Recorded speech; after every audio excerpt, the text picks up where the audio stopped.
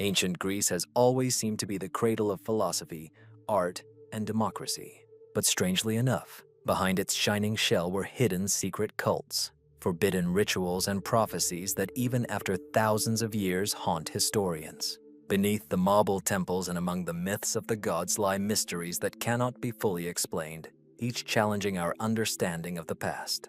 In this video, we will introduce you to 25 mysterious facts about ancient Greece that will make you look at the history of the Mediterranean state in a different way.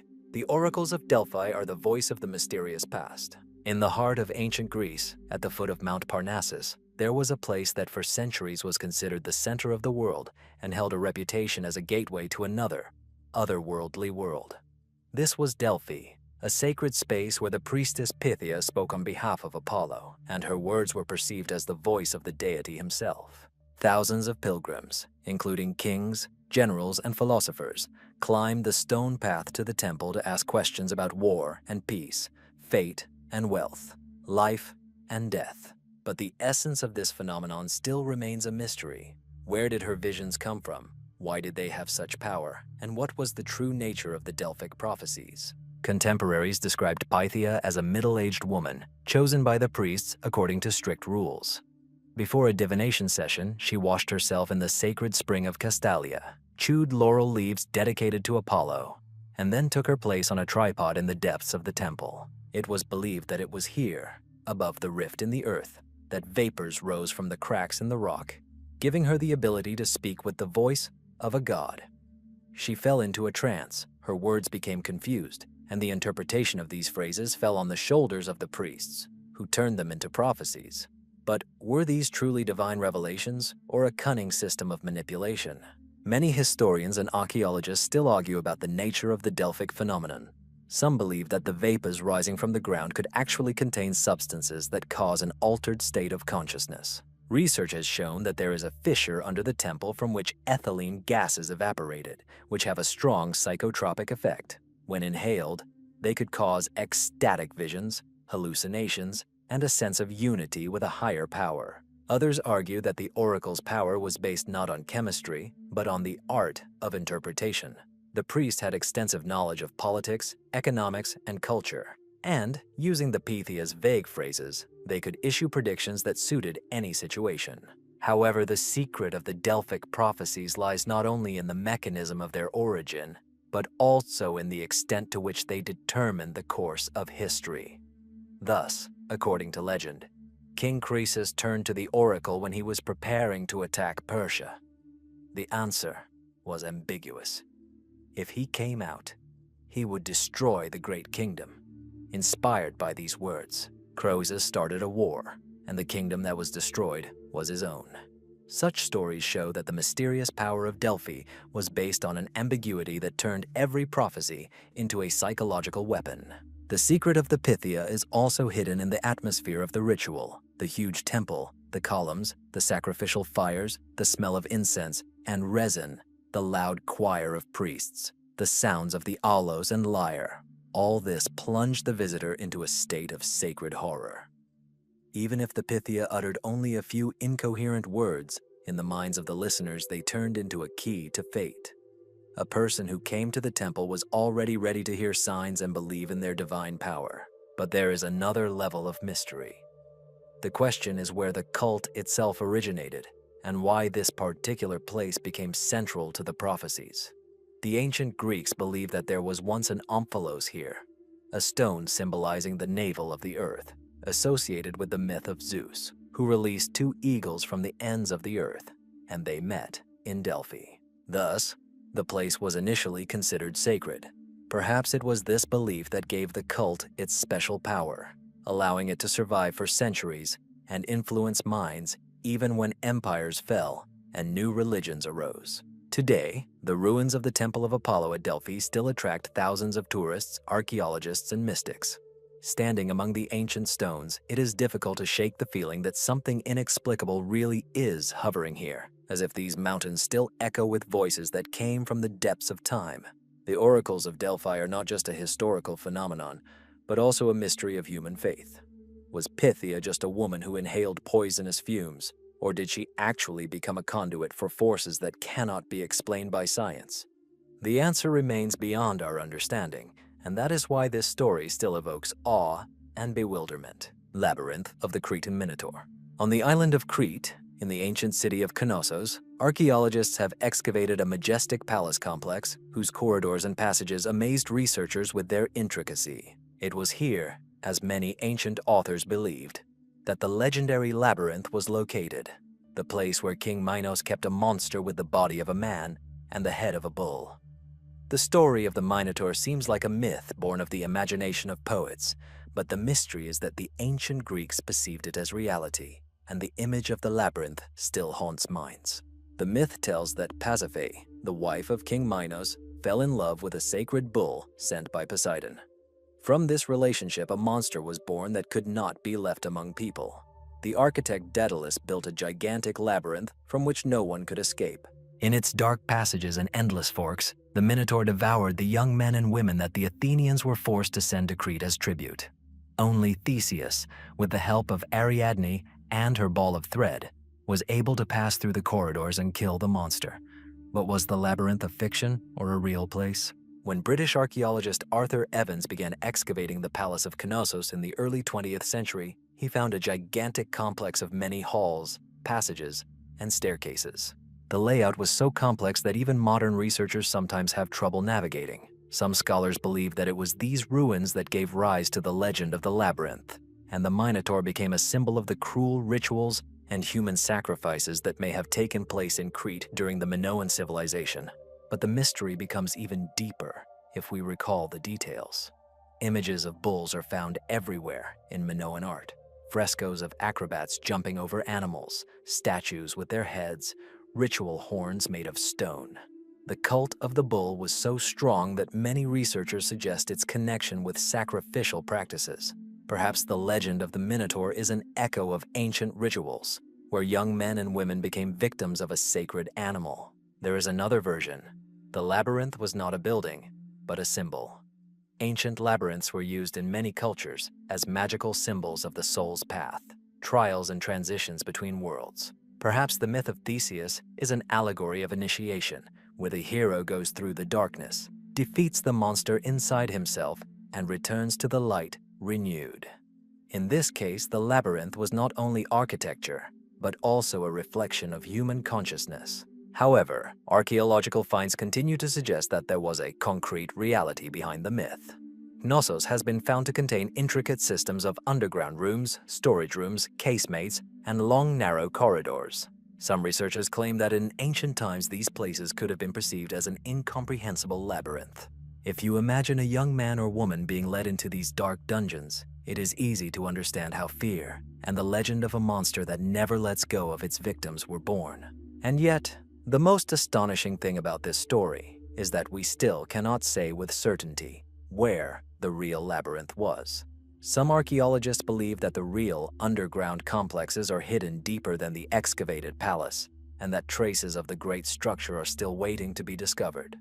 Others are sure that the labyrinth never existed in a physical sense, but became an image reflecting the cruel laws of time and faith in the gods. Today, the myth of the Minotaur is perceived as one of the most powerful metaphors of antiquity.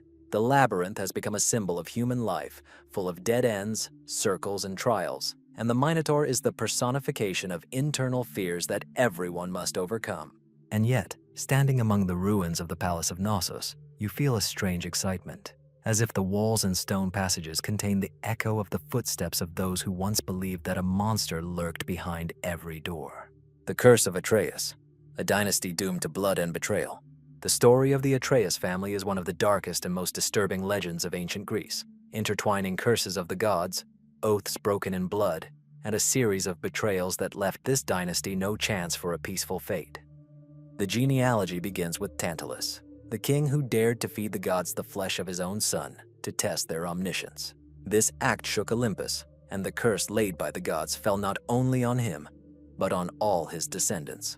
Even when the gods resurrected the murdered boy Pelops, the evil fate had already taken root, and the blood of this family doomed it to an endless series of crimes.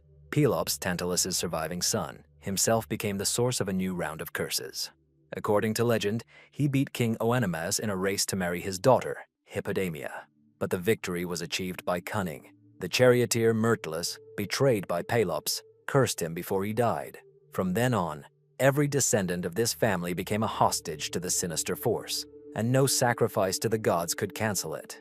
The greatness of the Atreides always coexisted with horror, and their power was fed by the blood of their loved ones. The curse is most famous in the story of Pelops' sons, Atreus and Thyestes. The two brothers, divided by envy and lust for power, fought until their last breath. Thyestes seduced Atreus' wife, and in revenge, Atreus threw a horrific feast. He fed his brother the flesh of his own children, and then showed him the remains. From then on, the name of the Atreus became a symbol of bloody crimes that could not be forgiven. The wrath of the gods did not weaken, but was simply passed on from generation to generation. The children of Atreus, Agamemnon and Menelaus, became heroes of the Trojan War, but their fates were also overshadowed by evil fate. Agamemnon, who led the Greek army, committed a crime at the beginning of the campaign, which was sacrificed to the goddess Artemis. To appease her and get a fair wind for the ships, he killed his daughter, Iphigenia. This act became a new point in the series of crimes of the family, and the shadow of retribution fell on his house. When he returned from Troy, his wife Clytemnestra, filled with hatred for the death of her daughter, killed her husband in his own palace. But the bloody cycle did not end there. Their son Orestes, driven by a thirst for revenge and duty, killed his mother, Clytemnestra, and her lover, Aegisthus. However, the murder of his mother became a new crime against the gods for him, and the Erinyes, goddesses of vengeance, began to haunt him. Only long wanderings and the intervention of Athena allowed Orestes to find forgiveness, but even then, the curse did not disappear completely, because it was woven into the very fabric of the family. The story of the Atreus is more than just a myth about a family tragedy. It is a reflection of the ancient Greek idea of the inevitability of fate and punishment that haunts generations. Violating the laws of hospitality, killing relatives, insulting the gods. Each crime triggered a new round of violence. In this endless spiral, blood was not washed away by time, but only caused more blood. Modern historians see in the legend of Atreus an archetypal plot, where Greek poets and playwrights showed how personal passions and the thirst for power destroy entire dynasties. But there is a more mystical explanation. In the ancient consciousness, the curse of a family was not a metaphor but a reality. The shadow of a crime could haunt descendants, like dark energy transmitted through generations. Perhaps this is one of the reasons why the tragedies about the fate of the Atreises, from Aeschylus to Euripides, were perceived by viewers as a revelation and a warning. Even after millennia, the story of the Atreus remains a symbol of inevitable retribution. It reminds us that neither power, nor wealth, nor glory can protect from punishment if the divine order has once been violated. And in this dark legacy lies the greatest horror. Once blood has been shed, it is impossible to stop its flow until all circles of suffering have been passed. The mysteries of Eleusis, the secret path to immortality. Among the many cults and rituals of ancient Greece, a special place was occupied by the Eleusinian mysteries, rituals that for centuries were considered the most sacred and terribly guarded. Their center was in the small town of Eleusis, not far from Athens, and they were dedicated to the goddesses Demeter and Persephone. These mysteries promised their participants not just the favor of the gods, but something much greater, the secret of life and death, knowledge that, according to the ancients, granted immortality of the soul. The origins of the ritual go back to the myth of Persephone's abduction by Hades. When the god of the underworld took Demeter's daughter to his dark domain, the mother in despair stopped the growth of grains and the fertility of the earth. Only after Zeus's intervention was Persephone able to return to her mother for part of the year and spend the rest of the time in the realm of the dead. This myth became the basis of the mysteries: death and rebirth, winter and spring, departure and return. Initiation at Eleusis symbolized each person's personal path to understanding this eternal mystery. Every year, thousands of people, from ordinary citizens to philosophers and kings, traveled to Eleusis along the sacred way. But what happened inside the Telesterion, the great hall of initiation, was carefully hidden. Participants were forced to keep absolute secrecy under threat of death. That is why the exact content of the ritual is still unknown, archaeologists have found only fragments of vessels, traces of sacrificial fires, and remains of a drink called kaikeon. But the meaning of the symbols and actions that took place at night in the temple remains shrouded in darkness. Only circumstantial evidence remains. The initiates said that they saw a light that was neither like the sun nor like fire, and that this encounter changed them forever. Plato wrote that the mysteries gave hope for a better fate after death. Aristotle claimed that in Eleusis they did not teach anything specific, but forced one to experience a special state. This state, in all likelihood, became the key to the feeling of immortality. Modern researchers put forward several versions. Some believe that kaikion, a drink made from barley and mint, could contain hallucinogenic substances, possibly ergot, which caused visions. Others suggest that it was the theater of the ritual itself. The darkness, the torches, the loud chants, the smell of sacrificial smoke, and the tension of anticipation created a powerful emotional experience that was perceived as a meeting with the gods.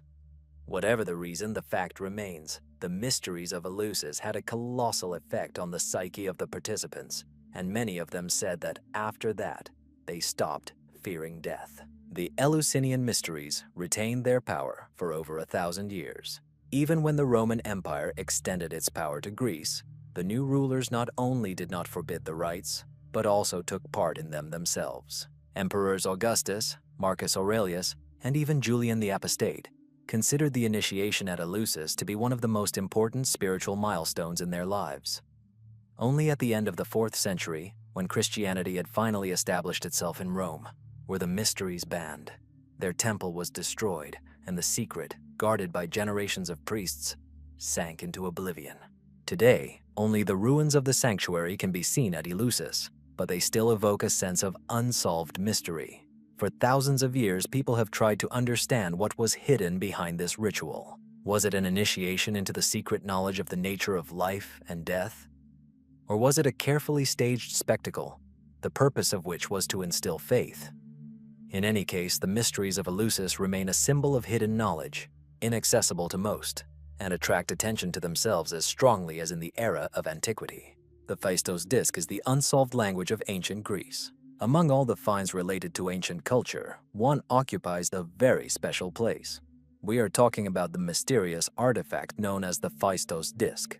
It was found in 1902 in the ruins of the Palace of Phaistos on the island of Crete, and since then it has become one of the greatest mysteries of archaeology. The disc, made of baked clay, has the shape of a perfect circle with a diameter of about 15 centimeters and a thickness of about 2 centimeters. On both sides are spiral rows of symbols, just over 240 in all. These signs are carefully pressed into the soft clay using stamps, making the disc the first known example of the use of printing technology in human history.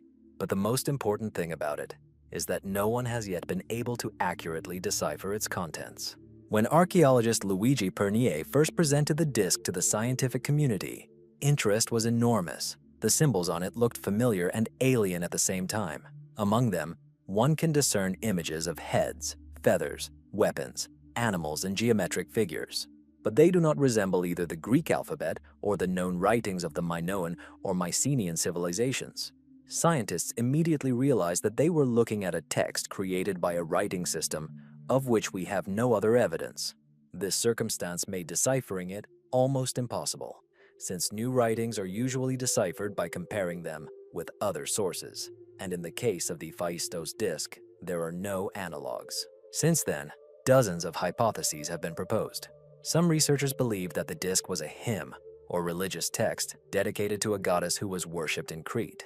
Others suggested that it was a calendar or instructions for performing rituals. There were versions that the symbols were related to the military sphere, or even that it was a spell designed to protect the inhabitants of the palace from disasters. Some scientists said that the disc may not be a text, but simply a game or a decorative object. But none of these versions have ever received convincing confirmation.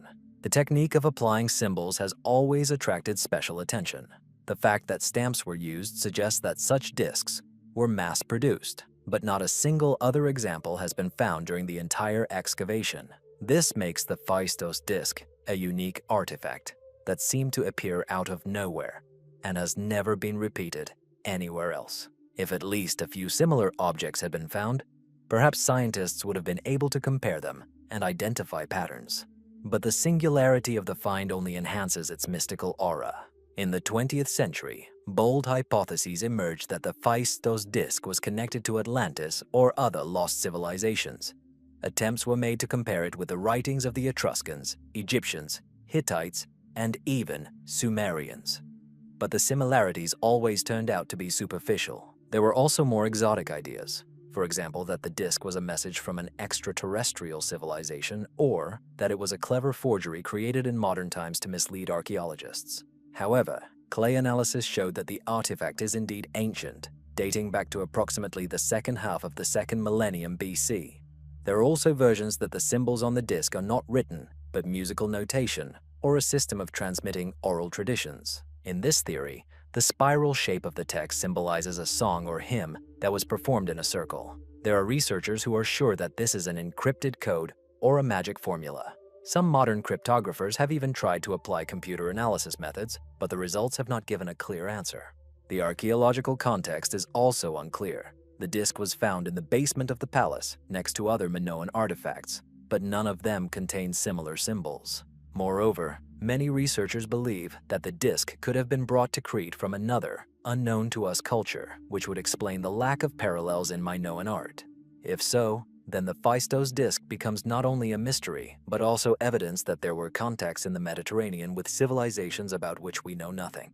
The ancient Greeks' attitude to words and writing lends a special mystery to the artifact. For them, writing was not just a way of recording information, but a means of communicating with gods and spirits. The texts had magical powers, and words could change destinies. If we take this into account, it is quite possible that the Phaistos disk was created as a sacred object, and its symbols were not intended to be read by people, but to be perceived by the gods. This turns the disk into a kind of mystical artifact, amulet, or spell. Today, the Phaistos disk is kept in the Archaeological Museum of Heraklion, Crete. Thousands of tourists come to see it every year, and many admit to feeling a strange sense that this small piece of clay holds a secret beyond the human mind. There is indeed something unsettling about it. The spiral lines that lead into the center seem to beckon into the unknown, where the answer lies. The story of the Phaistos disk shows how fragile our knowledge of the past is. We are accustomed to thinking that we know almost everything about ancient Greece, that myths and archaeology have come together to form a clear picture. But a single artifact can turn this feeling upside down. It reminds us that the ancient world held many secrets that we have not yet uncovered, and that behind the glitter of marble temples and the names of great philosophers lie layers of forgotten civilizations. Perhaps one day science will find the key to this mystery. But for now, the Phaistos disk remains a silent witness to a bygone era, whose mystery continues to live in our questions and assumptions. Curses on lead tablets are voices from the darkness of Athens. Hidden among the grand temples and philosophical schools of Athens was a dark side of Greek culture that was rarely discussed in textbooks. Archaeologists excavating necropolises and sanctuaries found small, unremarkable pieces of lead covered with strange inscriptions. These objects were called defixio, curse tablets.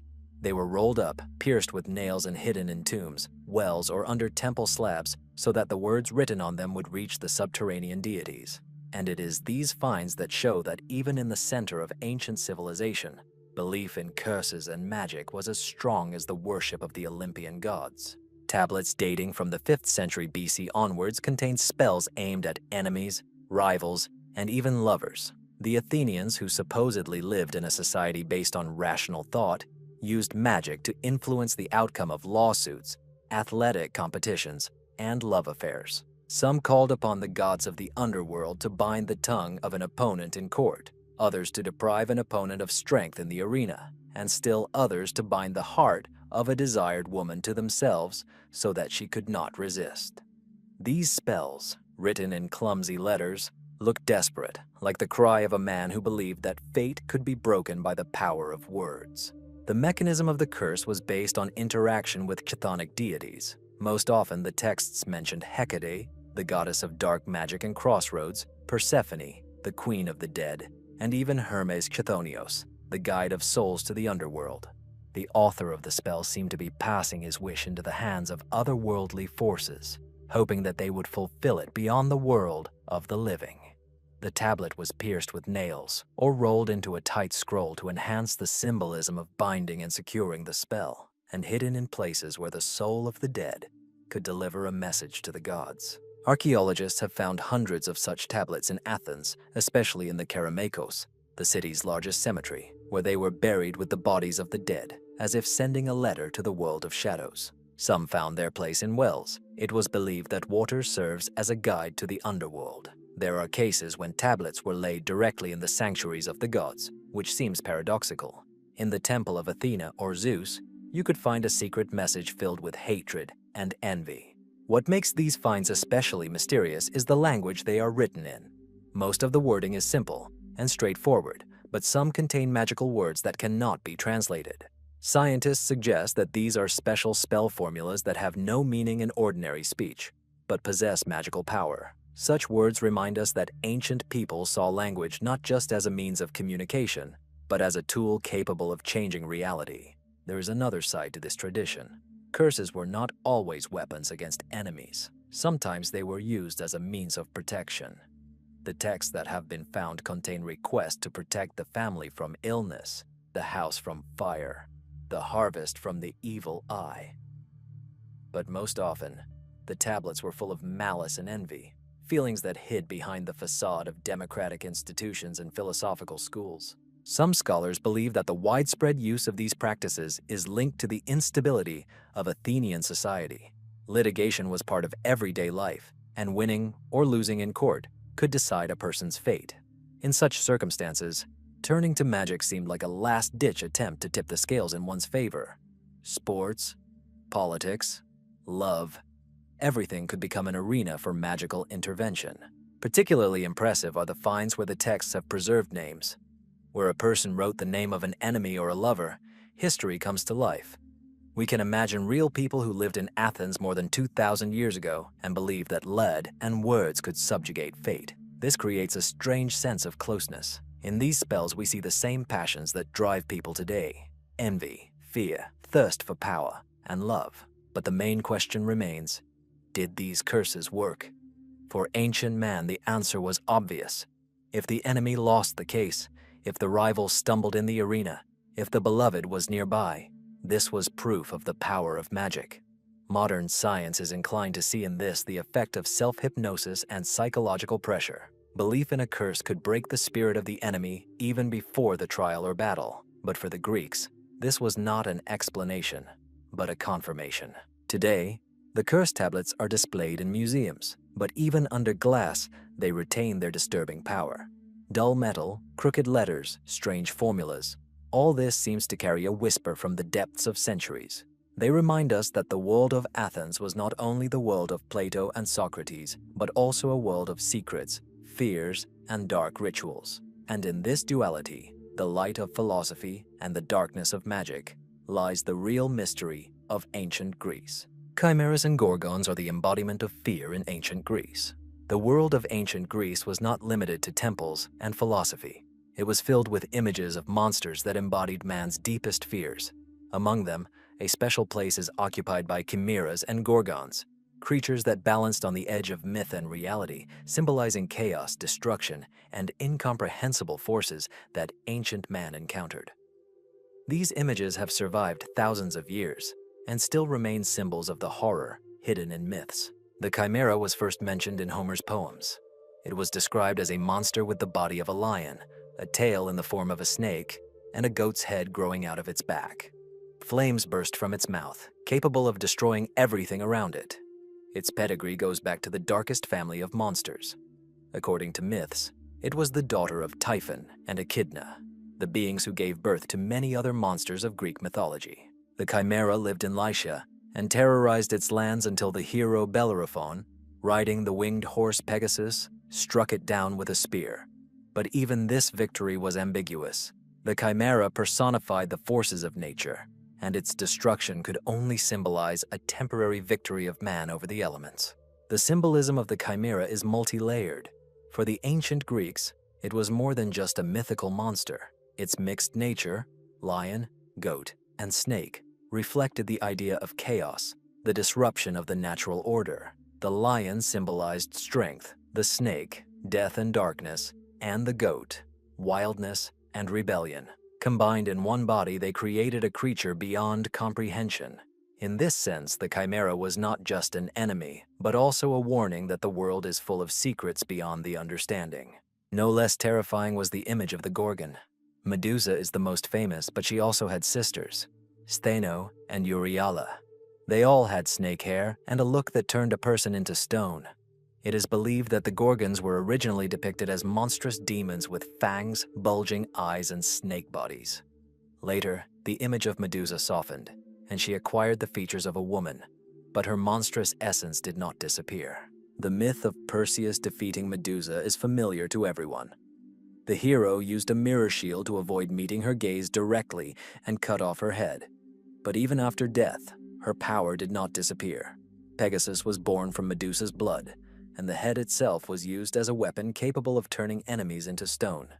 This plot shows the ambiguity of the image. The death of the monster does not destroy its power, but only transfers it into another form. In the ancient consciousness, the Gorgons were not just monsters, but symbols of the limits of human experience. Their gaze turned the living into stone, which can be interpreted as a metaphor for the horror that paralyzes the will. In this sense, the Gorgon is not an external enemy, but an internal fear that paralyzes a person. Medusa became a symbol of the fact that horror cannot be defeated without looking it in the face, even if it requires using a mirror. That is, conscious reflection, wisdom, and caution. Interestingly, images of Gorgons are often found in the architecture and decorative art of ancient Greece. Their faces were placed on shields, temples, and amulets. It was a paradoxical device. A terrible creature became a protector. The belief was that horror imprinted in stone could repel another horror. This was the manifestation of the magical logic of the ancients. The power of evil could be turned into good if it was contained in a symbol. Modern scholars interpret chimeras and gorgons not only as mythological images, but also as a reflection of the psychology of ancient society. They were the personification of fear of nature, disease, death, and war. In conditions when man was vulnerable to the elements, the monsters of myths became a way to express anxiety and an attempt to gain power over them. The hero's victory over the monster symbolized the hope that even the most terrible forces can be tamed. But the mystery remains. Where did such images come from? Some researchers believe that the chimera and the gorgon were generated by observations of real animals. Meeting poisonous snakes, lions, and other predators could have generated images of hybrid creatures. Others are sure that we are talking about symbols that came from the most ancient cults of the Middle East and the Eastern Mediterranean. Archaeological finds support this. Images of creatures with snake bodies and scary faces are found in the culture of the Hittites, Phoenicians, and Egyptians. Perhaps the Greeks inherited these images and reinterpreted them in their myths. Today, the chimera and Medusa live on in culture. Their images appear on coats of arms, paintings, sculptures, and even in the logos of modern brands. But behind this modern use lies an ancient, almost primordial force. These monsters remind us that fear is something built into human nature, and the myths about them are not just fairy tales, but a reflection of the inner world of people who lived more than 2,000 years ago. Chimeras and gorgons remain a mystery of ancient Greece. Whether they were just figments of the imagination or reflections of real cults, we will probably never know. But one thing is certain. Their images are the key to understanding how the ancient Greeks saw the boundary between the world of people and the world of dark, destructive forces that cannot be fully comprehended. The prophecies of the Sibyls are the voices of timeless women. Among all the mysteries of ancient religion, a special place is occupied by the Sibyls, prophetesses whose voices were perceived as revelations from the gods themselves. Their images are shrouded in the fog of myths, and their predictions were often perceived as something more than the words of people. Sibyls could appear in different places, from Asia Minor to Italy, and in each city where they spoke, they were revered as intermediaries between mortals and a higher power. And although different sources give different names, Cumaean, Erythraean, Delphic, Pergamon, and many others, they had one thing in common. They spoke as if they knew not only the present, but also the fate of future generations. The most famous image was the Cumaean Sibyl mentioned in the works of Virgil. It was she, according to legend, who led Aeneas to the underworld, where he saw the fate of Rome and the predetermined future. Her prophecies were recorded in the famous Sibylline books, collections of revelations kept in the Temple of Jupiter on the Capitol. These books were so sacred that they were opened only in times of greatest danger, during wars, epidemics, and disasters. The priests turned to them to find advice on sacrifices and rituals that could appease the gods. But the mystery of the Sibyls was not only in their words, but also in the nature of their gift. Many ancient authors described them as women who fell into ecstasy, as if their bodies and voices became instruments of the deity. They could scream, sing, speak in strange rhythmic formulas. It was reminiscent of the state of the Pythia at Delphi, but with even greater wildness and unpredictability. Some scholars believe that this state was caused not only by psychological stress, but also by the use of plants or vapors that caused an altered state of consciousness. However, for the Greeks and Romans, it was direct evidence that the Sibyls were becoming vessels for the divine will. The Sibylline books themselves were a source of mysticism. Legend has it that they appeared in Rome under mysterious circumstances. An old woman, who was later identified with one of the Sibyls, brought 9 books of prophecy to King Tarquinius and demanded a huge price for them. When the king refused, she burned 3 books and offered the rest for the same price. The king refused again, and the old woman burned 3 more. Only then did he buy the remaining 3 books for the same price that was offered for all 9. Thus, texts appeared in Rome that allegedly contained knowledge about the fate of the entire nation. The secret of these books is that their contents were never published in full. The priests quoted only individual phrases and only at critical moments. Moreover, the books were destroyed several times. Once during a fire in the Capitol, later they tried to restore them from other sources. This created an aura of elusiveness, as if the gods themselves wanted humanity to never have full knowledge of the future. Sibyls also figured outside of Greece and Rome. The Erythraean Sibyl, for example, predicted that Troy would fall, and later that a savior would appear who would change the world. In the Middle Ages, her words were interpreted as prophecies about Christ, making the Sibyls part of the Christian tradition. In Renaissance churches, their images can be found next to the figures of biblical prophets. What is especially puzzling is that the prophecies of the Sibyls were always ambiguous. They could be understood in different ways, and each new era saw in them a reflection of its own anxieties. This principle is reminiscent of the work of the Delphic oracle, but in the case of the Sibyls, special emphasis was placed on the poetic and mystical form of speech. The word became an instrument capable of both inspiring and frightening. Scholars are still debating what was behind the image of the Sibyls. Were they real women with extraordinary abilities? Or was it a collective symbol, a mythological image created to lend authority to the decisions of priests and rulers? The first is supported by the fact that their descriptions are found in different places and cultures, and with surprising similarities. The second is supported by the fact that the prophecies of the Sibyls have always been used for political and religious purposes. Nevertheless, the phenomenon of the Sibyls remains one of the most persistent mysteries of antiquity. Their images have been preserved in art, literature, and religious texts, and their prophecies, as before, sound as if they were addressed not only to their contemporaries, but also to us. They remind us that man has always sought to look beyond the edge of time, to hear the voice of fate, even if this voice was full of fog and ambiguity. And herein, perhaps, lies their greatest secret. The Sibyls became not just prophetesses, but symbols of humanity's very thirst for knowledge of the future. Their words, lost and distorted, live on, because the very idea that somewhere beyond human experience there is knowledge of destiny will never cease to haunt our minds. The mystery of the Trojan War, myth, history, or a fusion of two realities.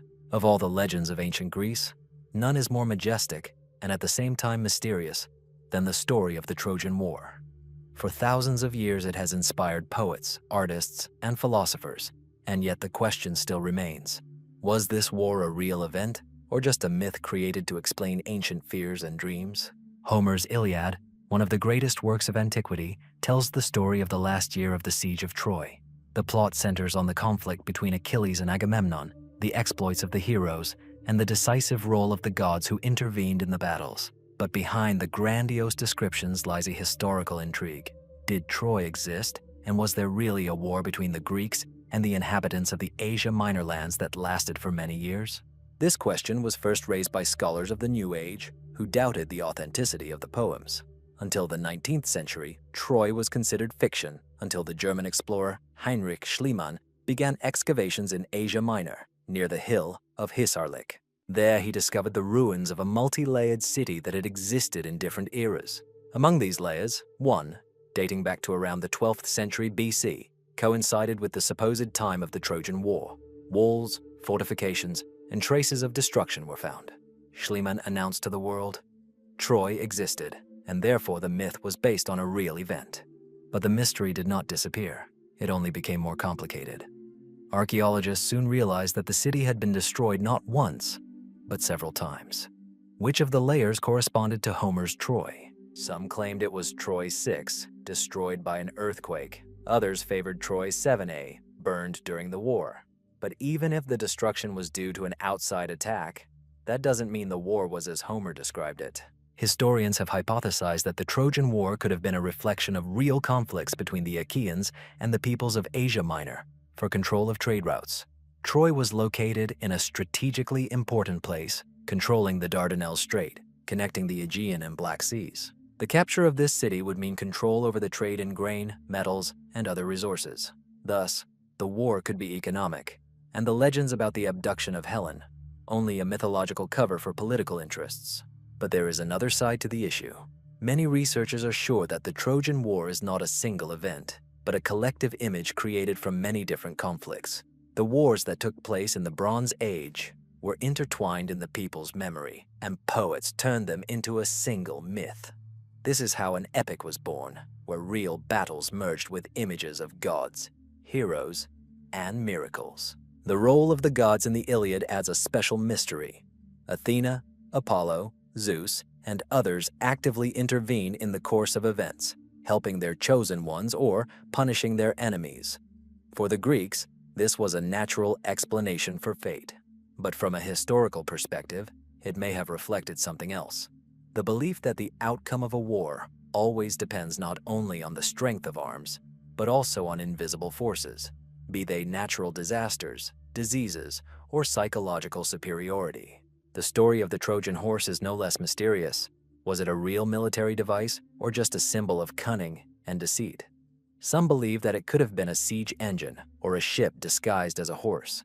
Others believe that it was a metaphor. The horse signified a destructive blow of the elements or an epidemic that destroyed the city from within.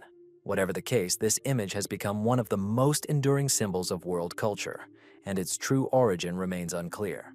Today, scholars continue to debate the nature of the Trojan War. Some argue that it did indeed happen, albeit not in the form described by Homer.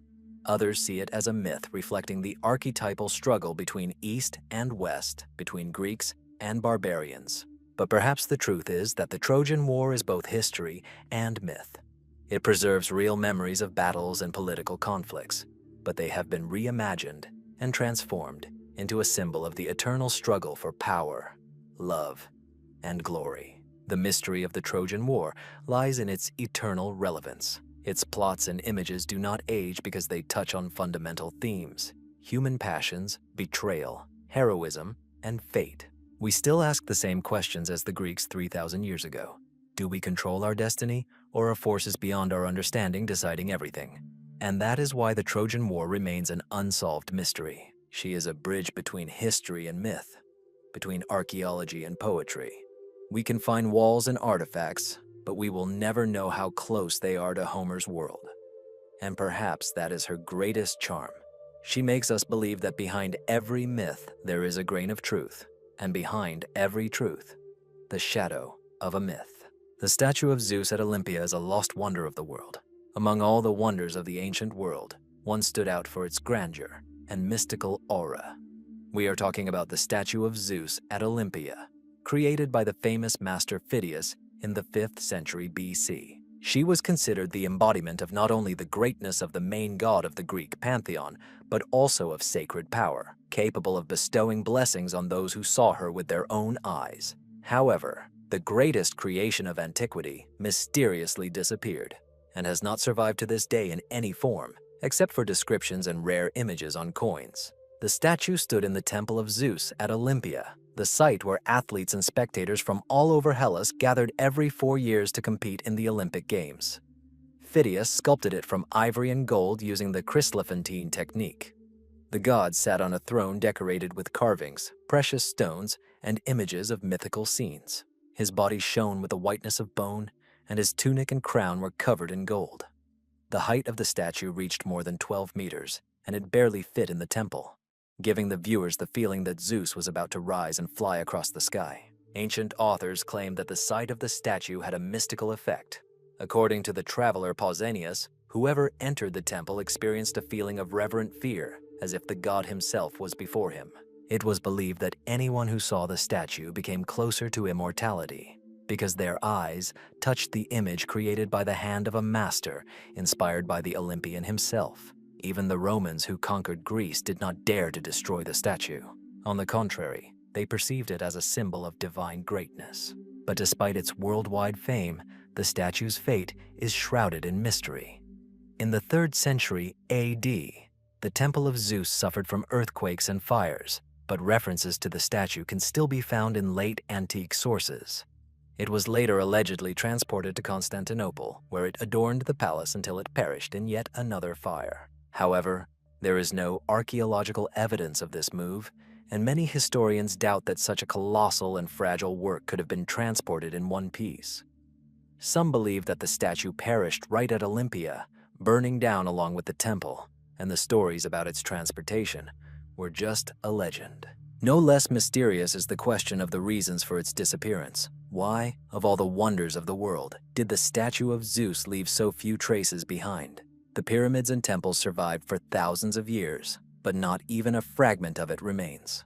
Perhaps its materials were so valuable that after the destruction of the temples, the gold and ivory were taken apart and reused. But there are more mystical explanations. The statue disappeared because it could not be desecrated, and the very power of Zeus did not allow his image to remain in a world where he was no longer revered. Another mystery is how Phidias created such a magnificent work. Legends say that while working, the master asked Zeus himself for a sign whether he was pleased with the image. And then lightning struck Olympia, causing no harm to either the temple or the statue. This episode was imprinted in the people's memory as confirmation that Zeus approved of Phidias's work. Archaeologists wonder how the master managed to achieve such harmony and expressiveness, since we can only judge his work by descriptions. Today, the statue of Zeus remains a symbol of lost greatness. We can only imagine it from the words of ancient authors and rare images on coins. But even these scraps of information make us feel how strong an impression it made on contemporaries. Its disappearance turns it into an unsolved mystery that unites myth and reality. The statue of Zeus at Olympia is not only one of the wonders of the world, but also a reminder that the greatest works of human hands can disappear without a trace, leaving behind only a shadow in the memory of descendants. For some, it remains a testament to the mastery of Phidias and the power of Greek art.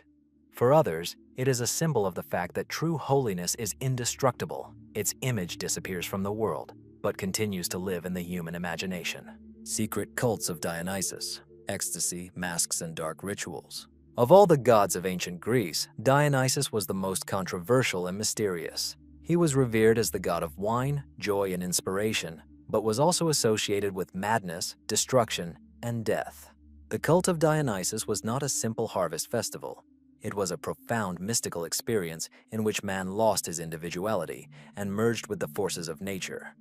The secret rites associated with this god are still the subject of controversy and arouse a sense of anxious admiration. The Dionysian mysteries were closely connected with the idea of ecstasy. The word ecstasy in the Greek understanding meant going beyond oneself, a state when the soul leaves the body and comes into contact with the divine. To achieve this state, cult members immersed themselves in special rituals. They put on masks, sang choral hymns, played the aulos and drums, and danced until they were completely exhausted. All this happened at night, in the mountains or forests, where the normal laws of society ceased to apply. A special place in these rituals was occupied by the Maenads, women possessed by the spirit of Dionysus. They were described as mad, dressed in animal skins, with loose hair with thyrsi, wands entwined with ivy and grapes. They danced in a frenzy, fell into a trance, and, according to the ancients, could tear apart animals and sometimes even people, sacrificing them to the god. These scenes, terrible and mystical, show the dark side of the cult. Behind the joy of wine lurked an untamable element beyond human control. But the cult of Dionysus had another side. For its participants, it was a path to liberation. In a state of ecstasy, they felt free from the fear of death, from social constraints, and even from time itself. Wine and dance, masks and music became instruments for overcoming human boundaries. In this sense, the cult of Dionysus was a mystical experience, promising a touch of immortality through the destruction of the habitual I. Archaeological finds confirm that Dionysian cults were widespread throughout Greece. Vases depict scenes of Maenads and a satyr, a half-man, half-goat creature that symbolized an inseparable connection with the animal element. Theater, as part of Greek culture, also grew out of these rituals. Actors put on masks to become other beings, and the stage became a place where contact with the divine took place. The word tragedy itself goes back to the Song of the Goat, which directly connects theater with the rites of Dionysus. But it is the secret part of the cult that is of the greatest interest. The rituals, which took place in closed groups, were strictly guarded from outsiders. The initiates believed that at the moment of ecstasy, Dionysus entered their bodies, and they became part of his essence. For them, this was not madness, but the highest revelation. It was believed that having lived through this experience, a person was no longer afraid of death because he saw a different state of being. There are also accounts of Dionysian mysteries, which involved the use of ritual drinks and possibly hallucinogenic substances. They enhanced the effect of trance and created a vision of oneness with the god. Some scholars suggest that these practices were related to the shamanic rites of even older cultures, which the Greeks inherited and incorporated into their religion. It is not surprising that the authorities and philosophers often treated the cult of Dionysus with suspicion. His rites violated social norms. Women and slaves in ecstasy received equal rights with men and free citizens, and in drunken dances, all conventions collapsed. This is why the cult of Dionysus was banned many times, but each time it returned again, because it responded to the deepest human needs: the fear of death, the desire for freedom, and the desire for unity with nature. Even in Rome, where the cult of Dionysus was known as the cult of Bacchus, it caused a scandal. In 186 BC, the Senate issued a decree restricting the holding of bacchanalia, as these secret gatherings were perceived as a threat to order. But it was impossible to ban them completely. People's desire for this mystical experience was too great. Today, the cult of Dionysus is perceived as a symbol of the duality of human nature. It combines joy and horror, freedom and madness, life and death. Its rituals remain a mystery. Were they just a way to escape from reality, or did they really open the door to a different perception of the world? There is no answer, but this is where their power lies. The cult of Dionysus reminds us that chaos always lurks behind the facade of civilization, and that man is drawn not only to order, but also to destruction. The masks, ecstasy, and darkness of nocturnal rituals continue to haunt our imagination because they reflect what cannot be completely repressed: a deep fear and attraction to the unknown. The Orphic mysteries are secret teachings about the soul and the afterlife. In the shadow of the great cults of the Olympic gods, there was a movement that remained mysterious and enigmatic for centuries. These were the Orphics, followers of the legendary singer and prophet Orpheus, who was credited with the divine gift of penetrating into the depths of existence and revealing secrets about the immortality of the soul. The Orphic mysteries, which were widespread in various parts of Greece, promised their initiates something more than the favor of the gods. They offered hope for eternal life and liberation from the tormenting cycle of reincarnation. The myth of Orpheus was central to this movement. The son of the muse Calliope, he had such enchanting music that even the rocks and trees moved with him. But Orpheus's greatest ordeal was his journey to the underworld. When his beloved Eurydice died from a snake bite, Orpheus descended to Hades and, with the help of his lyre, convinced the Lord of the Dead to let her go. However, he violated the condition. He looked back before leaving, and Eurydice disappeared forever. This story became a symbol of man's desire to overcome death and gain immortality. It was around this myth that the Orphic beliefs arose. They taught that the human soul was immortal and imprisoned in the body. Life was seen as a test, and death as a transition to a new birth. The soul passed through many incarnations until it was cleansed of sins and reached the divine state. Initiation into the Orphic mysteries promised to speed up this path, to give the soul the knowledge necessary for salvation.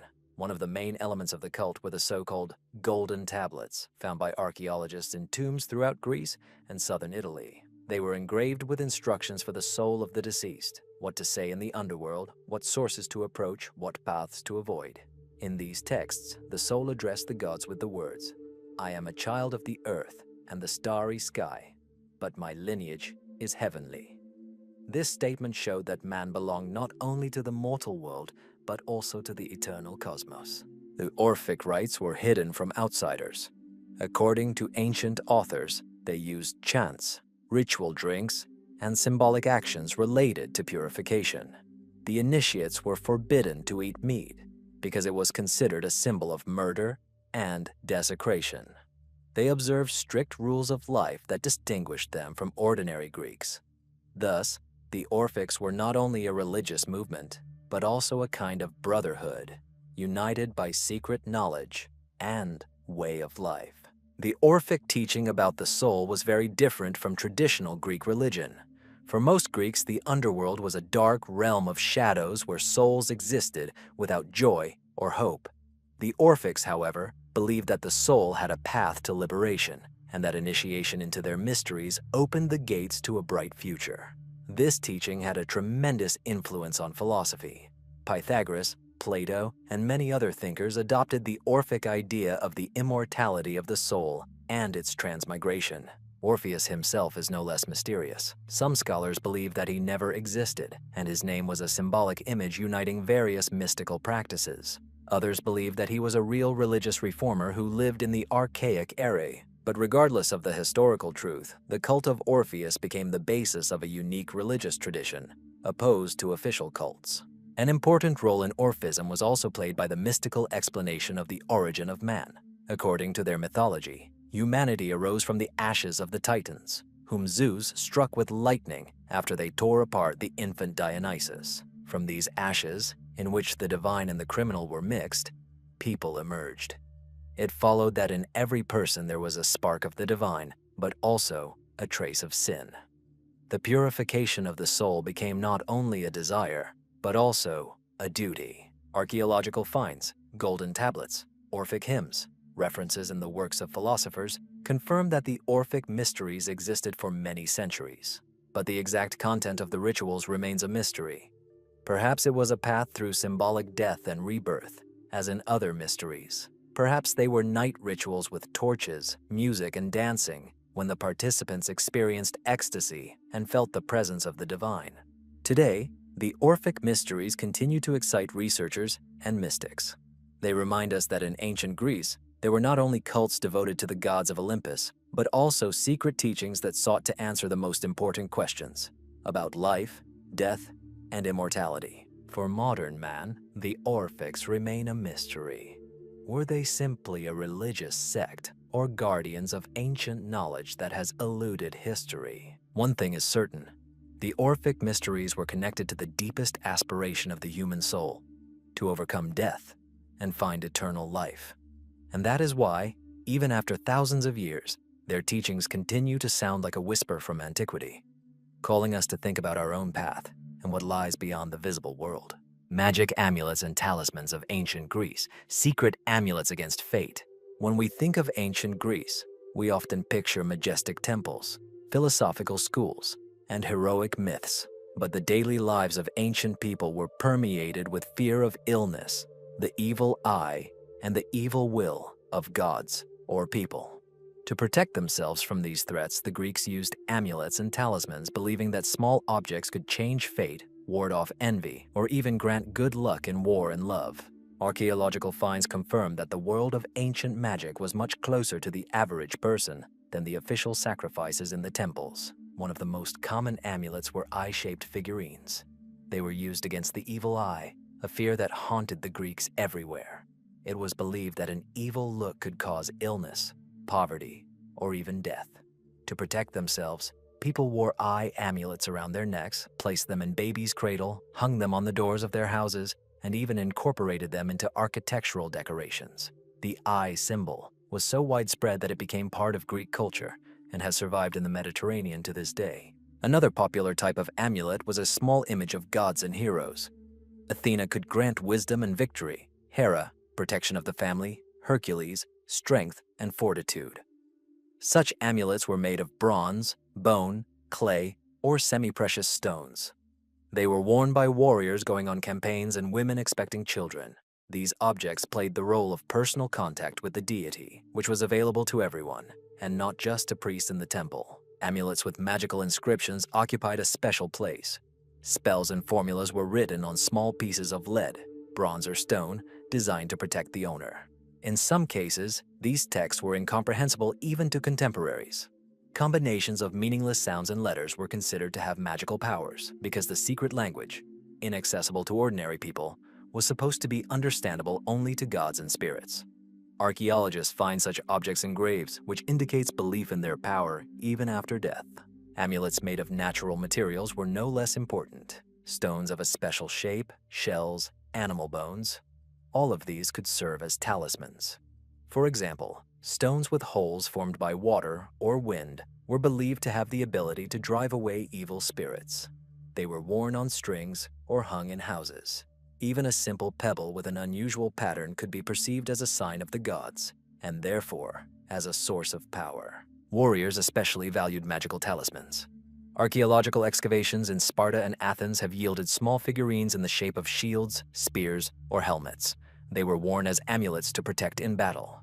It was believed that they could deflect a sword or arrow if the deity heard the owner's prayer.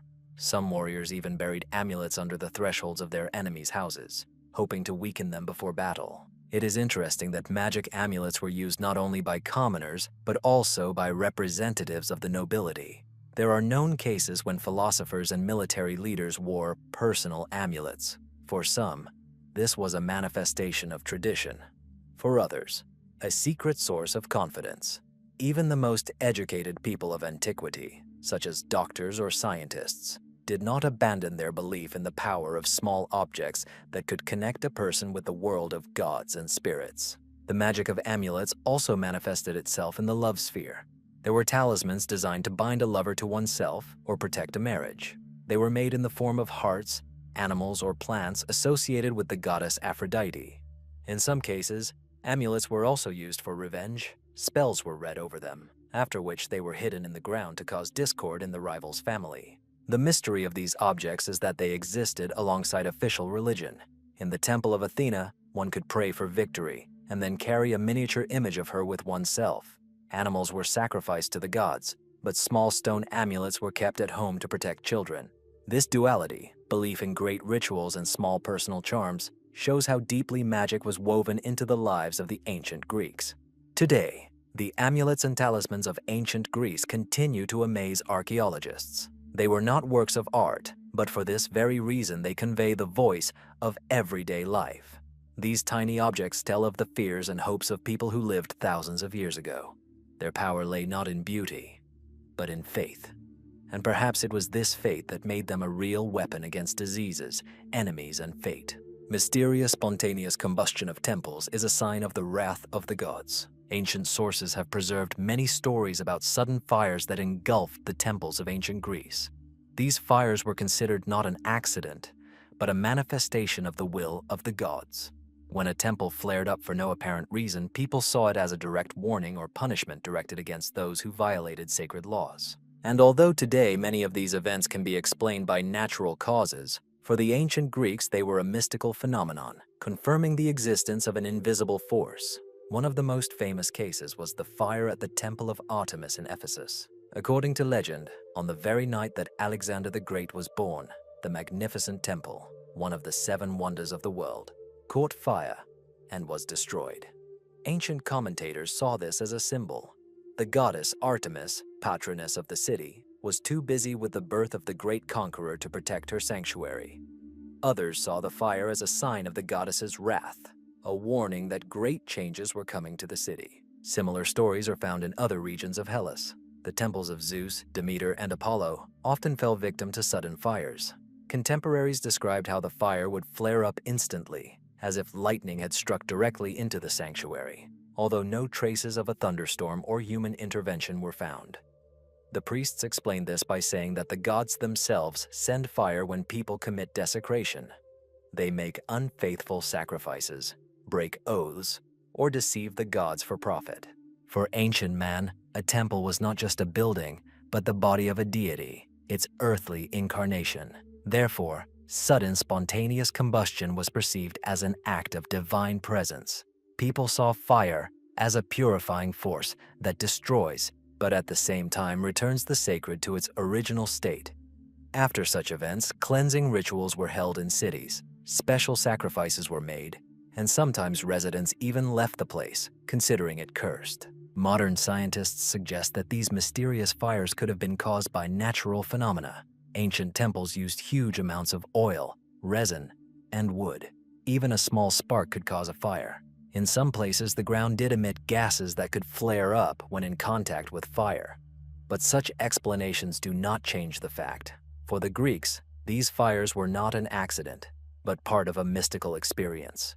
The symbolic side of spontaneous combustion is also important. In myths, fire often acted as a sign of connection between gods and people. Prometheus brought fire to humanity. Zeus punished with lightning. Hephaestus forged weapons in flames. When a temple caught fire on its own, it was perceived as the intervention of the gods without intermediaries. Such an event always caused fear and trembling because no one knew what the divine warning would lead to. There are references that some philosophers, including the Stoics, interpreted these fires differently. For them, they were manifestations of cosmic harmony, a reminder that everything in the world is mortal, even sacred buildings. But for most ordinary people, the spontaneous combustion of a temple was a punishment from which it was necessary to seek protection in new sacrifices and prayers. The mystery of these phenomena is enhanced by the fact that many of the temples caught fire precisely at turning points in history. When cities experienced political crises or wars, temple fires were perceived as a harbinger of disasters.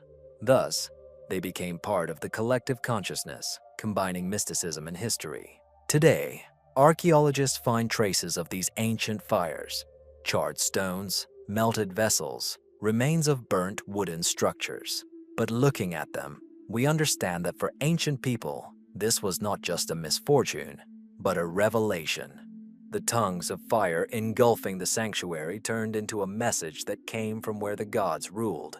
The mysterious spontaneous combustion of temples reminds us that for the ancient Greeks, the world was not divided into the natural and the supernatural. Every event, every natural phenomenon could be a sign, a harbinger, a mystical message. And that is why these stories have survived the centuries. They continue to instill in us the idea that behind a random fire, there may be an invisible hand of fate. Ghostly apparitions on the field of Marathon are warriors who have not been touched by death. The Battle of Marathon in 490 BC became a symbol of the courage and strength of Athens, which was able to stop the army of the powerful Persian Empire. But along with this event, one of the most mysterious legends of ancient history was born. Ever since the Greeks had won, rumors had circulated among the Attica people that the battlefield was haunted at night by the ghostly figures of warriors going on the attack, as if the land itself remembered the blood that had been spilled in those days. These stories were passed down from mouth to mouth for centuries and were perceived not as mere legends but as real phenomena that confirmed the mystical power of the place. The ancient writer Pausanias, who traveled through Greece in the 2nd century AD, left evidence that at the mound of the Marathon warriors, cries and blows of weapons were heard at night, as if the battle was continuing. He wrote that no one dared to approach the place after sunset. It was said that anyone who dared to disturb the peace of the warriors would die or go mad. People perceived these sounds as a reminder that the souls of the heroes continued to fight, guarding the land for which they gave their lives. Interestingly, such stories are not found only in Pausanias.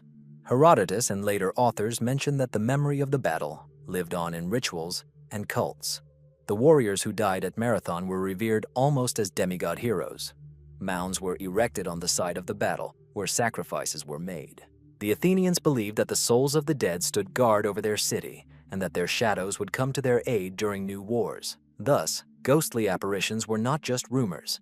They became part of religious practice and reinforced the belief that the Athenian victory was pleasing to the gods. A special place in the legend is occupied by the figure of a hero named Eketel.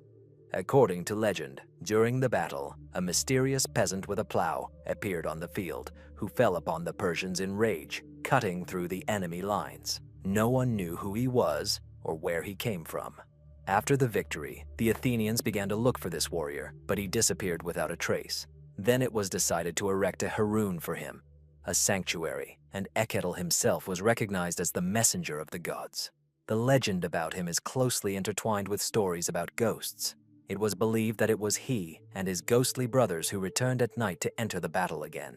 Modern researchers see in these stories a reflection of ancient Greek ideas about the cult of heroes. The belief that the souls of great warriors continued to live alongside the living was widespread throughout Greece. Sacrifices were held at the burial mounds of the dead. Wine, honey, and sacrificial animals were brought. It was believed that the souls accepted these gifts and responded with protection. Therefore, stories about night cries and shadows on the field of Marathon could be associated with special rituals, during which participants had a mystical experience, interpreted as a meeting with dead warriors. However, there are also more rational versions. Some scientists suggest that ghost stories could have arisen due to the special acoustics of the area.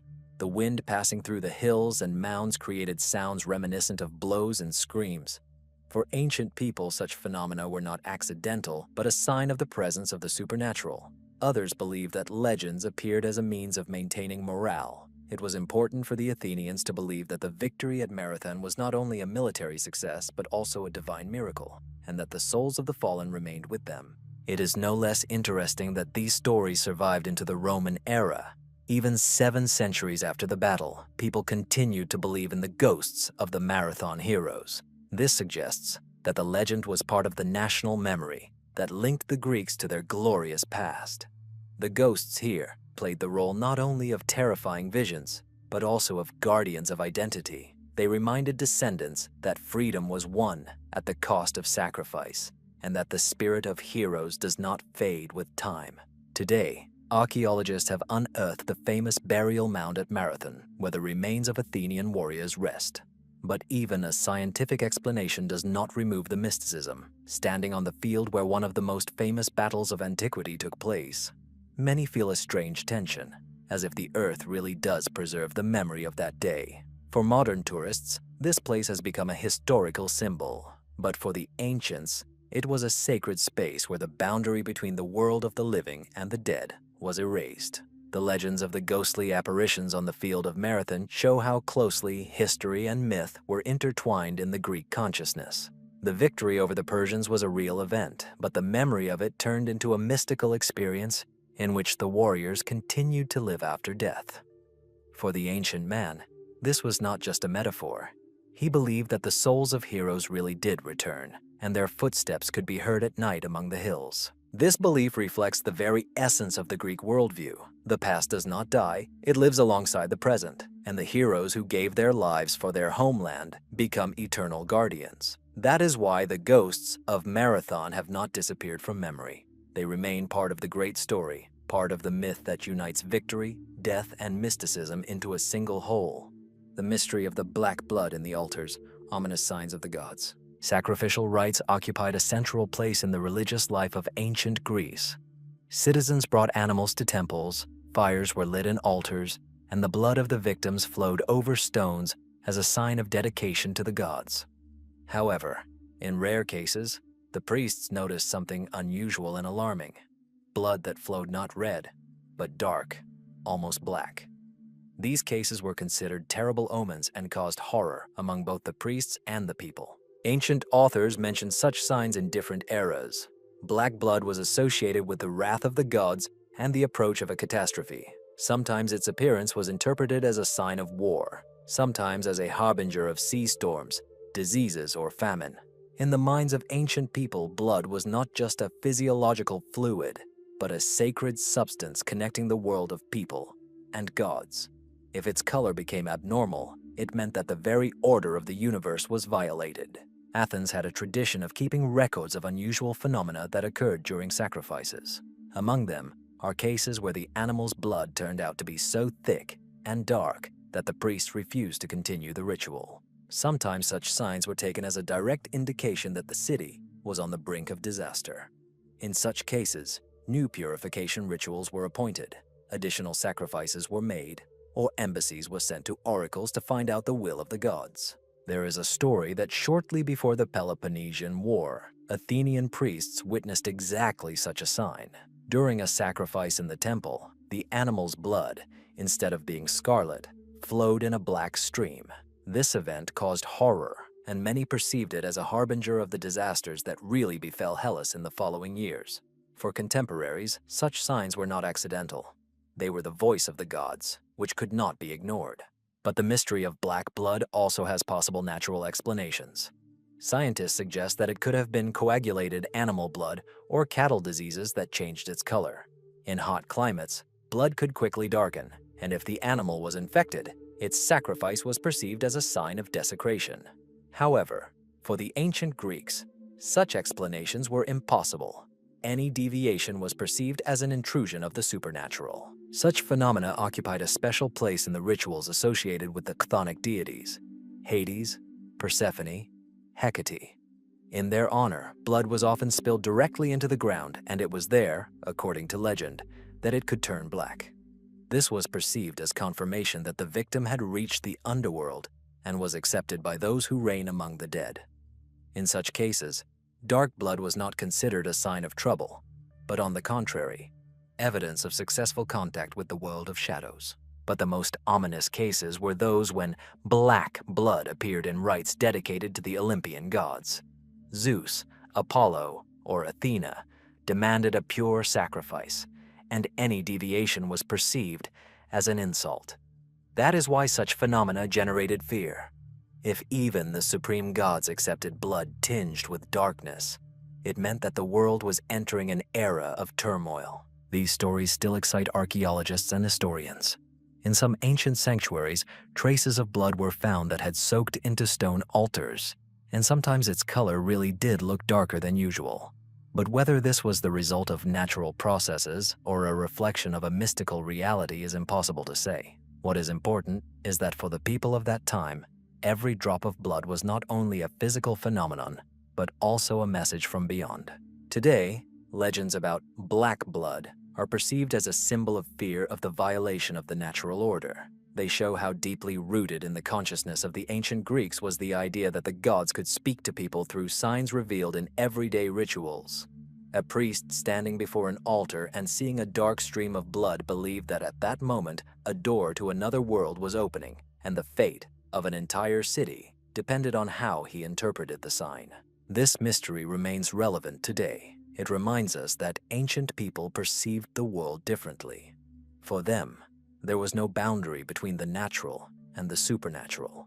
Even in the most ordinary blood, they saw a secret, and in every change, a message from the gods. That is why stories about black blood have not disappeared from memory. They continue to live as a symbol of an encounter with the incomprehensible and as a warning that even in familiar rituals, something can be hidden that goes beyond human understanding. The mystery of Tartarus, the mythical gates to the underworld. In the ancient Greeks' minds, the underworld was not just a place where the souls of the dead went. It was a whole universe with its own laws, deities, and enemies. Its deepest and darkest part was considered to be Tartarus, the place where Zeus cast the Titans after the victory of the Olympians. Unlike Elysium, where the souls of the righteous found peace, and unlike the realm of shadows, where the ordinary dead lived, Tartarus was a place of eternal suffering and darkness, located so deep that, according to myths, it is located below Hades, just as the earth is below the sky. Ancient texts describe Tartarus as a place surrounded by a triple row of walls and entwined by a river of fiery flow, perhaps an allusion to magma or sulfur springs. It was a place of chaos and abyss, where imprisoned titans suffered eternal torment, and guarded by chthonic monsters, such as the 100-headed dragon Typhon or the monstrous Cerberus, who guarded the gates. Hesiod wrote in his Theogony that neither man nor god could escape from Tartarus, unless Zeus himself wanted to disrupt this order. But the mystery was not only in the descriptions. The Greeks believed that Tartarus had real gates to the world of the living. In various places in Hellas, caves, crevices, and bottomless wells were pointed out, believing them to be entrances to the underworld.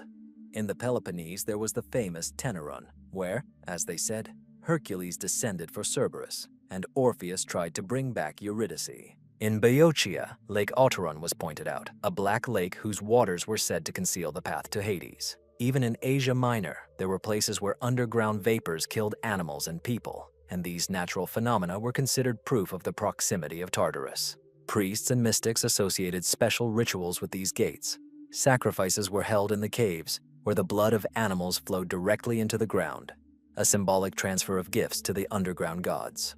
Sometimes figurines or tablets with curses were brought there, so that messages would reach the shadows and spirits. For the participants in such rituals, Tartarus was not an abstract myth, but a part of reality that could be contacted through sacred places. Contemporaries saw Tartarus not only as a prison for titans, but also as an image of eternal punishment for crimes against the gods. Sisyphus, condemned to roll a stone; Tantalus, suffering from thirst and hunger; Ixion, spinning on a fiery wheel, languished there. These stories served as a warning to the living. No cunning or audacity can free one from retribution.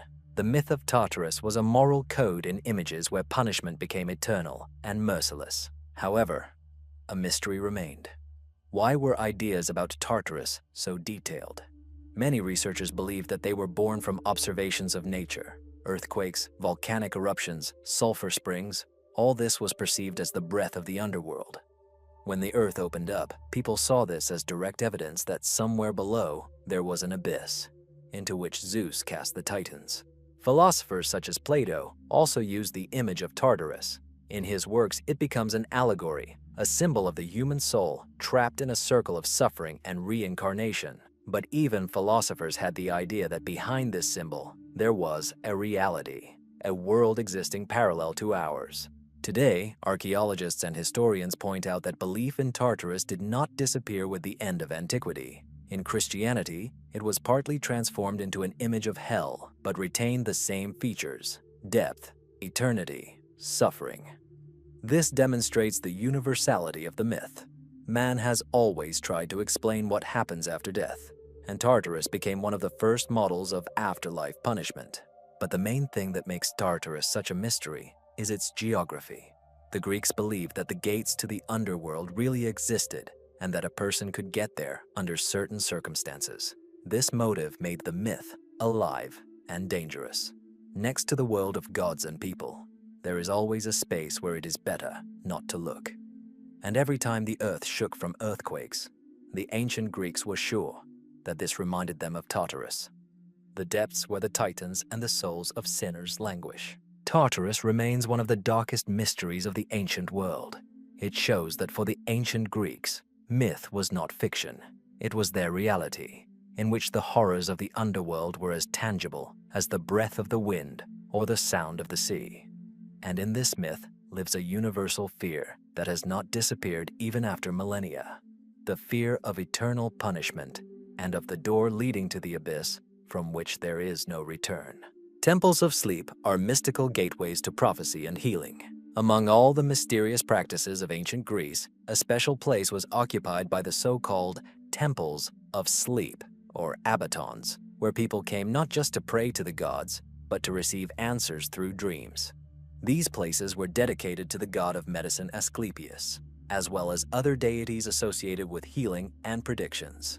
It was believed that it was in a dream that the gods were able to directly speak to a person, show him the causes of illnesses, or indicate the path to follow. The most famous sanctuaries of this kind were in Epidaurus, Kos, and Pergamon.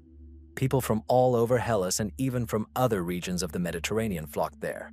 Visitors to the temple had to undergo preparation, purification rituals, abstinence, sacrifices.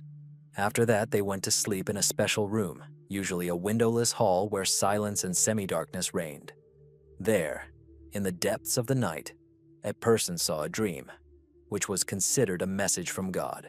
Dreams in the temples were interpreted by priests. Sometimes Asclepius himself appeared in a dream, touched the sick person, and healed him. Sometimes symbols were dreamed of, snakes, springs, fire, or animals, and the priests explained what they meant.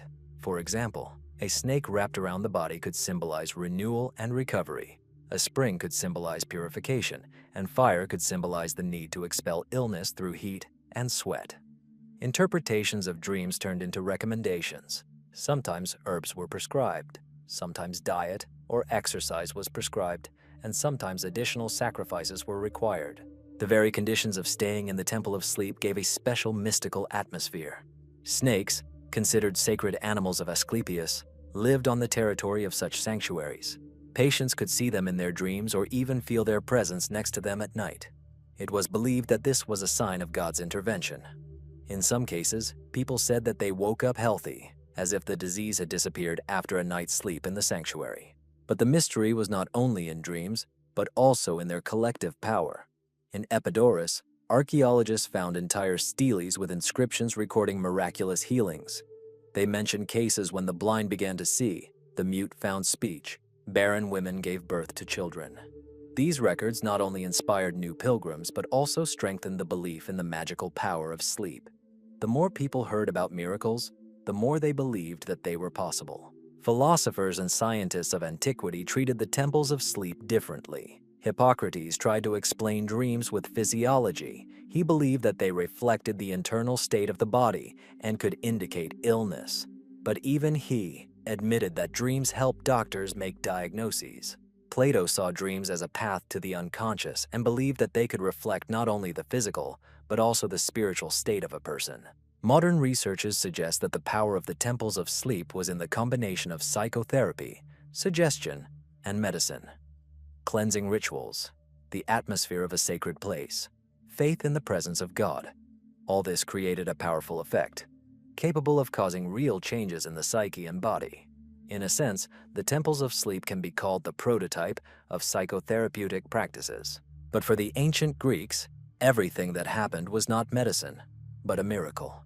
Sleep was the moment when a person ceased to be on his own and connected with the world of the gods. It became a revelation through which the path to health or understanding of fate opened. Therefore, the temples of sleep were not only hospitals, but also mystical centers where the worlds of living and supernatural forces intersected. Even after thousands of years, the idea of a temple of sleep retains its appeal. We still perceive dreams as something mysterious and sometimes premonitory of the future. But for the ancient Greeks, it was much more. Dreams in the sanctuary were the living voice of a god who came in the semi-darkness and revealed to man secrets hidden from the waking mind. The undeciphered symbols on the Knossos seals, a language forgotten by time. Crete, the heart of the Minoan civilization, has given archaeologists many artifacts that still amaze with their mystery. Among them, the Knossos seals occupy a special place, small stone or clay seals used to seal vessels, letters, and goods. Their surfaces are carved with symbols and images that still defy unambiguous interpretation. These tiny objects, created more than 3,000 years ago, open a window into the world of the Minoans, but at the same time leave more questions than answers. Seals have been found in palace ruins, tombs, and storage rooms. They are usually round or oval in shape, and their designs include images of animals, mythical creatures, abstract signs, and hieroglyph-like figures. Their purpose was practical, to protect goods from counterfeiting and to indicate the owner. But the mystery is that the seals contain symbols that are unlike any known script of ancient Greece. Archaeologists distinguish three main types of signs. The first are images of real animals, bulls, goats, fish, birds. The second are mythical creatures, sphinxes, griffins, monsters with the body of a lion and the head of an eagle. The third are abstract symbols resembling letters or numbers. Some of them are found repeatedly, which indicates possible use as a writing system. But so far, no one has been able to decipher this language of seals. Scientists speculate that the symbols may have been an early form of Minoan writing, a precursor to the famous linear A and B scripts. The problem, however, is that there is too little text on the seals to build a full-fledged deciphering system. Without long records, it is impossible to understand the grammar and meaning of the symbols, so the seals remain a mystery, like fragments of a language lost to time. The symbolism of the creatures depicted is no less curious. Bulls, for example, occupied a central place in Minoan culture, associated with bull-leaping rituals and the myth of the Minotaur. But why were they so often carved on seals? Perhaps they were symbols of power or belonging to the priestly class. The mythical creatures also raise questions. Were they a figment of the imagination or an echo of real animals that the Minoans could have seen on long journeys? Some researchers believe that seals had not only a practical, but also a magical function. They could be used as amulets to protect the owner, or as symbols of initiation into secret cults. This version is supported by the fact that many seals were found in tombs, where their presence had no utilitarian meaning. They were probably supposed to accompany the soul of the deceased to the afterlife, acting as mystical keys. There is also a hypothesis that the seals reflected the social structure of the Minoans. The symbols could indicate membership in certain clans or priestly groups. Thus, they were not only signatures, but also a kind of passports that allowed a person to be identified in the complex system of palace society. The mystical aura surrounding the Knossos seals is enhanced by their elegance. Even the smallest of them are carved with amazing precision, as if the craftsman possessed knowledge that was later lost. The symbols seem too complex to be mere decoration. This is their secret. We do not know whether it was a language, a magical code, or a system of symbols reflecting the Minoan cosmogony. Today, the seals are kept in museums in Heraklion and Athens, where researchers continue to study them. Computer technology, databases, and cryptographic methods are used. But even with modern tools, scientists are still no closer to solving the mystery.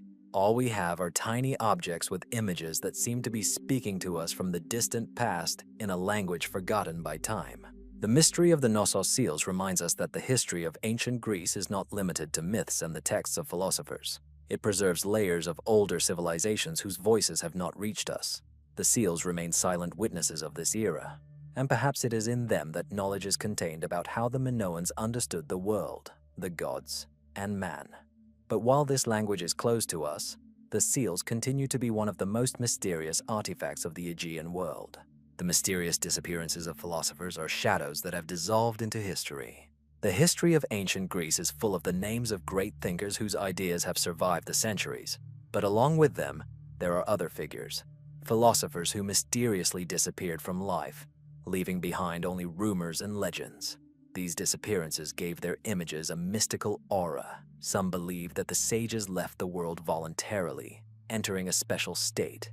Others considered them to be chosen by the gods, who went into the unknown to preserve secret knowledge. One of the first mysterious disappearances was the story of Pythagoras. There are many versions of his death, but none is considered reliable. Some sources claim that he died during an attack on his school. Others, that he was buried secretly by his students. But there are also more mysterious stories, that Pythagoras simply disappeared, dissolving into thin air. His followers claim that the teacher had a divine nature and could leave his body, crossing the boundaries of worlds.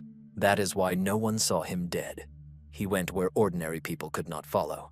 Even more mysterious is the fate of Democritus. According to legend, the creator of the atomic theory was considered almost immortal for a long time.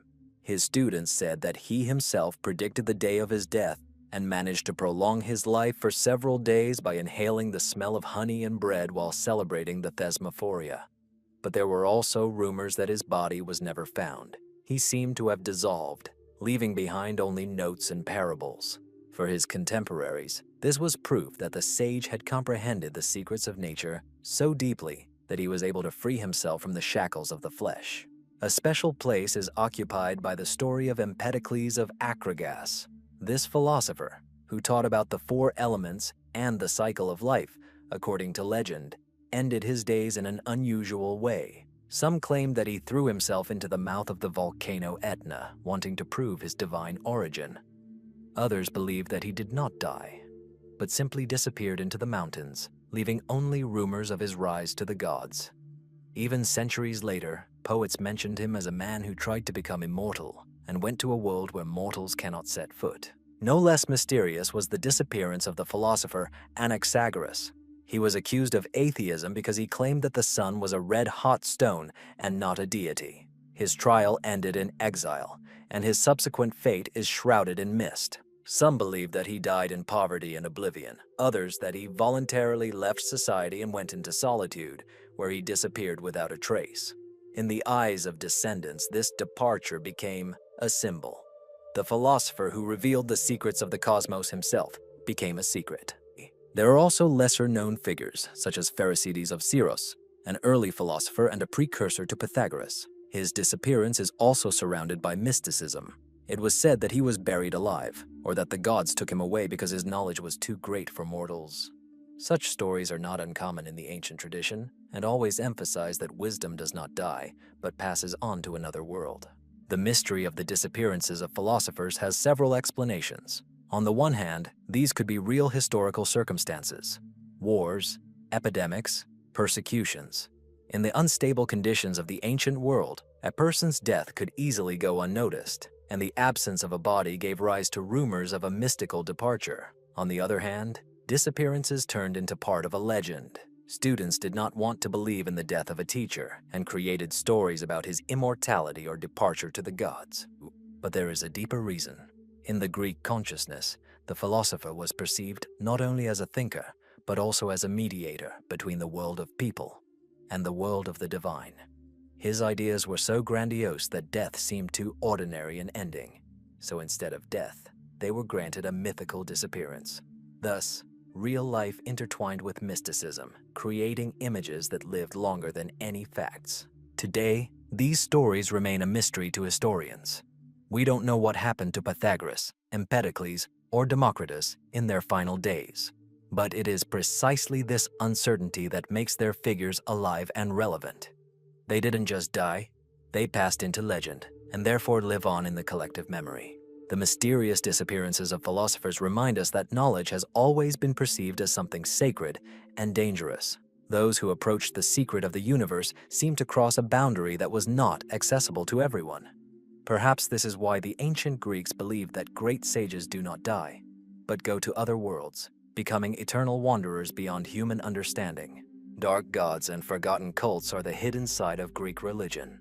When we talk about the ancient Greek gods, we usually remember the majestic Olympus and its bright rulers, Zeus, Athena, Apollo, Artemis. But in parallel with this world, there were other deities, dark and sinister, who were rarely mentioned in solemn hymns. They were worshipped in secret, their names spoken in whispers, their cult associated with the underworld, nocturnal rites and sacrifices that rarely showed themselves in the light. These gods and spirits represented the other side of Greek religion, what did not make it into the golden pantheon of Olympus, but remained no less important for those who lived in fear of death, disease, and darkness. One such deity was Hecate. Her cult was widespread, but always surrounded by mysticism. She was considered the goddess of crossroads, magic, ghosts, and witchcraft. Her statues were erected on roads where three paths met, and sacrifices were made there at night, often dogs. Hecate was believed to control the shadows of the dead and could open the way to the underworld. She was depicted with 3 heads and torches in her hands, illuminating the way through the darkness. People believed that she was the one who helped sorcerers and witches, and also patronized spells written on lead tablets. Another dark deity was Moros, the spirit of inevitable death, son of Nyx, night. He was rarely depicted, but was mentioned as an inexorable force leading man to death.